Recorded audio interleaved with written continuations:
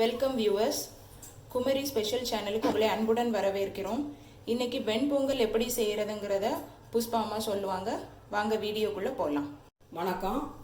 வெண்பொங்கல் செய்ய தேவையான பொருட்கள்: பாசிப்பருப்பு, பச்சரிசி, அதை நல்லா வாஷ் பண்ணி வச்சுக்கிட்டதும் ஒரு மணி நேரம் ஊற வச்சுருக்கேன். அப்புறம் அதுக்கு தேவையான தண்ணி கூடுதலாக வைக்கணும், அடிப்பிடிச்சிக்கும்.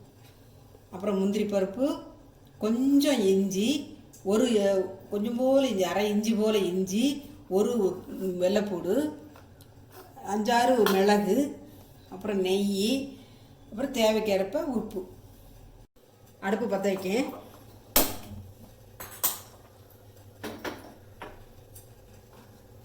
ஃபஸ்ட்டு முந்திரி பருப்பு, இந்த மிளகு இதெல்லாம் எல்லாமே கொஞ்சம் வறுத்து எடுத்துருவோம். கொஞ்சமாக நெய் ஊற்றி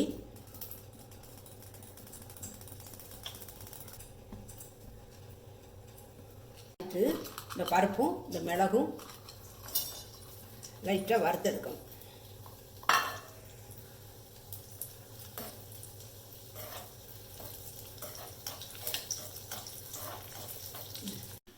அடுப்பை அணைக்காமல் குக்கரை எடுத்து அடுப்பில் வைக்கலாம். இந்த முந்திரி பருப்பு எல்லாத்தையும் எடுத்து அது பாத்திரத்தில் கொட்டிடணும். கொட்டிட்டு தேவையான தண்ணி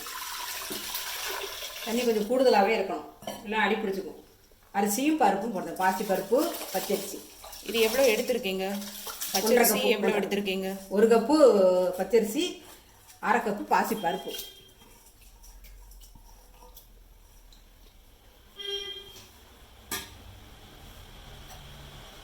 இந்த இஞ்சி பூண்டு போடுறது இல்லை.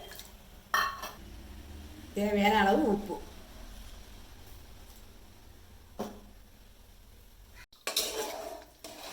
நல்லா ஒன்று போல கிண்டி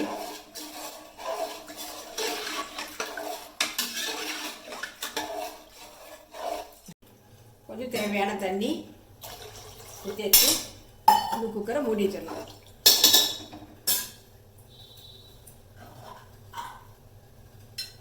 மூடி வச்சாச்சு. விசில் வர வரைக்கும் வெயிட் பண்ணுவோம். வெண்பொங்கலுக்கு 4 விசில் வந்துட்டு அடுப்பு ஆஃப் பண்ணிவிட்டு இறக்கி வைக்கலாம்.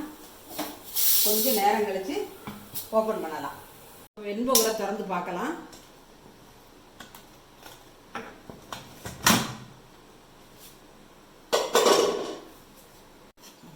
வெண்பொங்கல் அழகாக நல்லா ஒன்று போல் இதாகிட்டு வெண்பொங்கல் ரெடி ஆகிட்டு இது வேறு பாத்திரத்தில் மாற்றி வைக்கலாம்.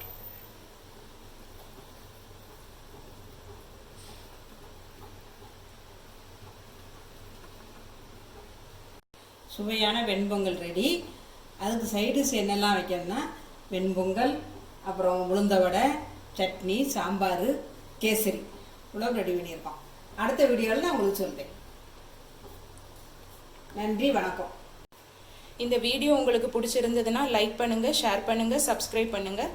தேங்க்யூ ஃபார் வாட்சிங்.